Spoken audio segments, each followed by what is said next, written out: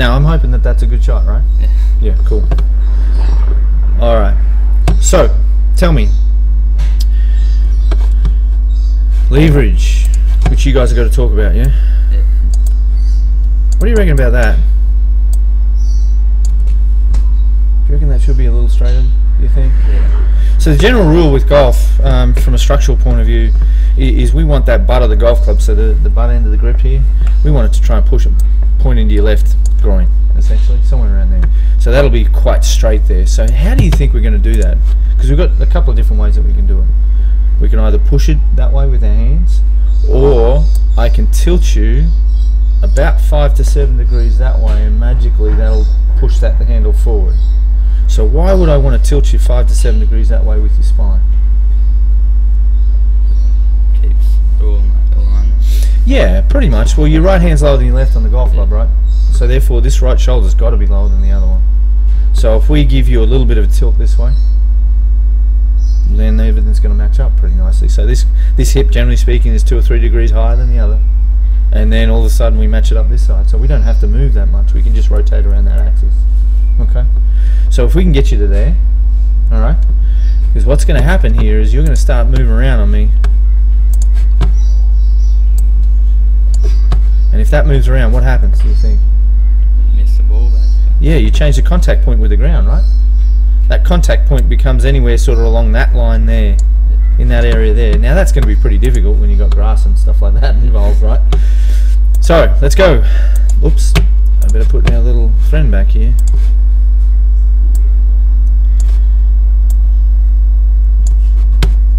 Alright. Whoa, hang on. Oh, God. Okay. Now you smash this one, right? It was a really good golf shot. So you can actually hit really good golf shots, and given the fact that you're a good athlete, all right?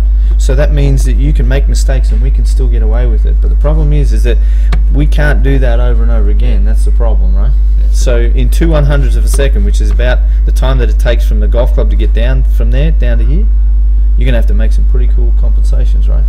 So we might want to try and keep that a little bit more stable. Now, how do we do that, do you think? And it's got a lot to do with that little dance move you just made there. Lifted.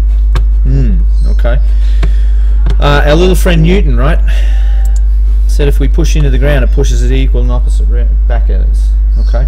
So if I said to you that you're effectively only hitting it off 1 foot at the moment, especially when you move it that way, because you now, even without force plates here, we could probably guarantee you've got 80 to 90% of pressure of that foot. Okay. Maybe more.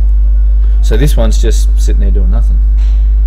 But if I push down on the ground here, I'm probably going to keep this head a little bit more stable, right? So then we might be able to do it over and over and over and over again. That's a bit different, isn't it? Okay, alright. So that's all we're going to do. We're going to get you set up properly, and we're going to get you pushing into the ground. Because if you can't push into the ground, you're not going to be able to generate force. So if you sit on a swivel chair, take your feet off the ground, and move your arms this way, side to side, what do your hips do? They go the opposite way.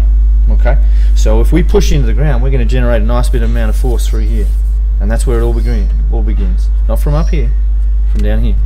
We want to get that working properly first. Does that make sense? Yeah. Okay. So let's just start with your feet and work up. Like any good business, like any good study habit, like anything really, you got to start from the ground, build a foundation. Have you heard the term "you can't shoot a cannon out of a canoe"? So there's your canoe right there. Alright, it's moving all over the place. So if we make sure that's stable, we got this cannon up here that we can really fire hard. Yep.